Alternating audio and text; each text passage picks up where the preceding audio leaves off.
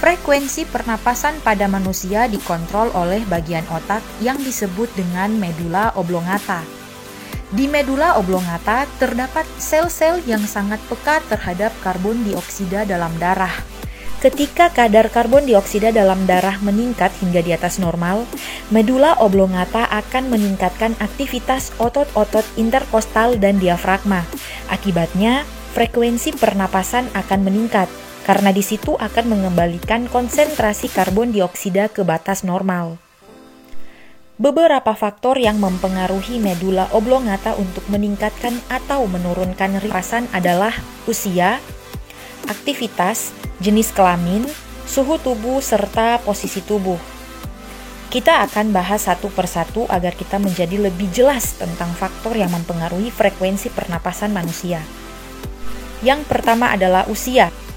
Jika kita perhatikan, bayi memiliki frekuensi pernapasan yang lebih cepat dibandingkan dengan orang dewasa.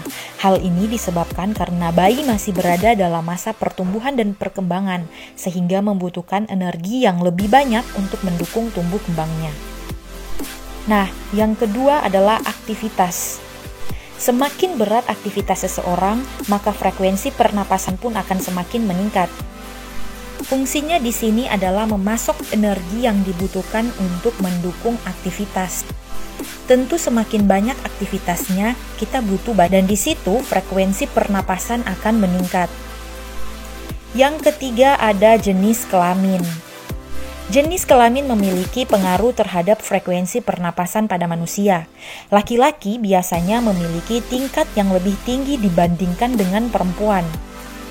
Hal ini dikarenakan volume paru-paru pada perempuan itu lebih kecil dibandingkan laki-laki. Yang keempat adalah suhu tubuh. Ketika seseorang merasa kedinginan dan suhu tubuhnya menurun, otak akan mengirimkan sinyal agar paru-paru meningkatkan frekuensi pernapasannya. Dengan begitu, tubuh akan mempercepat pembakaran agar tetap hangat sehingga frekuensi pernapasan akan meningkat. Yang terakhir ada posisi tubuh. Nah, posisi tubuh juga dapat mempengaruhi pernapasan pada manusia.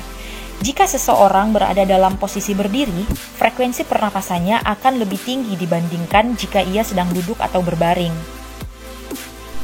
Hal ini terjadi karena ketika berdiri, tubuh memerlukan energi yang lebih besar untuk menjaga agar tetap seimbang, sehingga frekuensi pernapasan ditingkatkan untuk memenuhi kebutuhan energi. Secara umum, pernapasan berhubungan dengan kebutuhan energi manusia. Perlu adik-adik ketahui tentang pernapasan normal pada orang dewasa dan anak-anak itu berbeda. Meskipun laju pernapasan normal dapat sedikit berbeda saja antar individu. Ada kisaran yang dianggap umum oleh dokter ataupun ahli medis bahwa laju pernapasan normal orang dewasa yang sehat itu rentangnya antara 12 dan 20 napas per menit. Pada kecepatan pelepasan ini, paru-paru dengan kecepatan yang sama dengan yang diproduksi oleh tubuh. Tingkat pernapasan yang di bawah 12 atau di atas 20 dapat berarti gangguan pada proses pernapasan normal. Nah, rentang pada pernapasan normal kalau pada anak-anak itu juga berbeda ya adik-adik. Tingkat pernapasan normal untuk anak-anak dapat kita lihat sebagai berikut. Nah, itulah ulasan frekuensi pernapasan pada manusia. Semoga bermanfaat.